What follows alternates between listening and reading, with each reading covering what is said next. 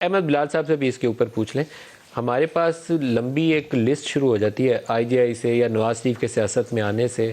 پھر آئی جے آئی کا قیام کس طریقے سے ہوا, کیسے ان لوگوں کو اکٹھا کیا گیا. پھر 2011 عمران خان کا لاہور کا جلسے سے لے کر 2018 کے الیکشن تک آپ کو ہر ایک واقعے کے اندر اسٹیبلشمنٹ کا رول نظر آتا ہے. تو اب شیخ رشید نے تو آج دوبارہ کہہ دیا ایک نئی پارٹی کا قیام. تو کیا ابھی بھی ایکٹیولی سیاسی جماعت بنانے اور بگاڑنے کا کام اسٹیبلشمنٹ کے ہاتھ میں ہی؟ ملک صاحب میرا خیال یہ ہے کہ 29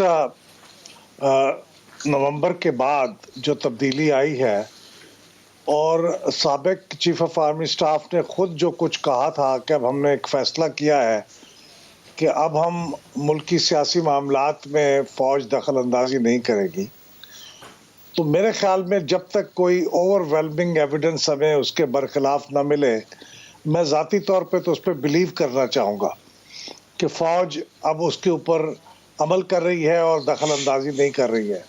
ہمارے پاس اور کوئی چوائس نہیں ہے. ہاں کل کوئی ایسی چیز سامنے آ جائے تو پھر ہم اس کے اوپر تنقید بھی کر سکتے ہیں اور بات کر سکتے ہیں. فی الحال تو شیخ رشید صاحب کی کم از کم بات پہ اعتبار کر کے فوج پہ شک نہیں کروں گا، کیونکہ شیخ رشید صاحب کی جو غیر ذمہ دارانہ سٹیٹمنٹس ہیں وہ تو ایک طویل ان کا سلسلہ ہے، ان کے اوپر اعتماد نہیں لیکن کیا سر جا عمران خان بھی اس سے مختلف بات عمران خان بھی نہیں کر رہے. عمران خان بھی یہی کہتے ہیں کہ وہ باپ پارٹی کے لوگوں کو اور جی ڈی اے کے لوگوں کو پیپلز پارٹی میں شمولیت کی کوششیں کی جا رہی ہیں. براہ راست انڈیکیٹ کرتے ہیں وہ کہ کون کر رہا ہے.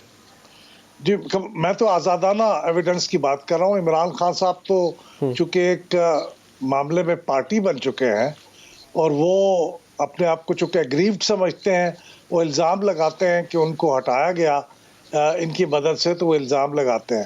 ہم تو اپنی آنکھیں اور کان کھلے ہوئے رکھے ہوئے ہیں اور دیکھ رہے ہیں صورتحال کیا ہے. اگر کوئی واقعی ایسی چیز ہوتی ہے تو وہ نظر آ جائے گی.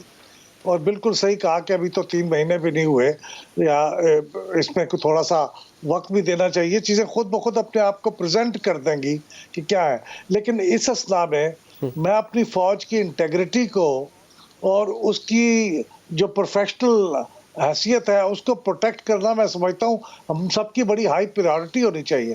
ان حالات میں فوج جیسے بالکل صحیح کہہ رہے انسٹیٹیوشن کو بھی اگر ہم نے مشکوک کر دیا تو پھر ہمارے پاس اپنے آپ کو پریزرو کرنے کے لیے کیا ہے؟ ہماری سیاست دگرگوں ہے، فوج سے ہماری جہاں یہ انتظامیہ کہنا چاہیے کہ مفلوج ہے. سیاسی معاملات کے اندر فوج کی مداخلت نہیں ہونی چاہیے، وہیں پہ فوج کو بحیثیت ادارہ ہمیں اس طریقے سے ٹارگیٹ نہیں کرنا چاہیے کہ ان کی جو انٹرنل کوہیژن ہے اس کے اوپر سوالیہ نشان آ جائے اور ملک صاحب یہ بھی اپنے جو بات صحیح فرائض ہے ہیں ان کی کہ ماضی میں انہوں نے ادائیگی کی کے ہیں اندر مشکلات مداخلتیں پیش آئیں. اور وہ غلط تھیں اور اس کو انہوں نے اعتراف بھی کیا ہے. اس کو ایکسیپٹ کرنا چاہیے. ماضی میں کی ہیں غلطیاں، بڑی بڑی غلطیاں کی ہیں، انہوں نے اعتراف بھی کیا، اس کو ایکسیپٹ کرنا چاہیے.